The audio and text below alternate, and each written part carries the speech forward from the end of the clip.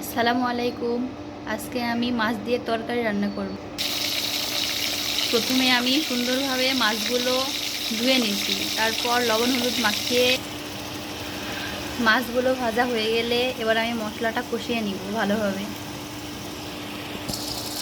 মরিচ কষানো হয়ে গেছে আমার, এবার আমি তরকারিটা দিয়ে দিব। তরকারিটা আমি দিয়ে দিচ্ছি, এবার ভালোভাবে সিদ্ধ করে নিব। দেখুন তরকারিটার কি সুন্দর কালার এসেছে, ভালোভাবে সিদ্ধ করে নিব। তরকারিটা এখন কষানো হচ্ছে।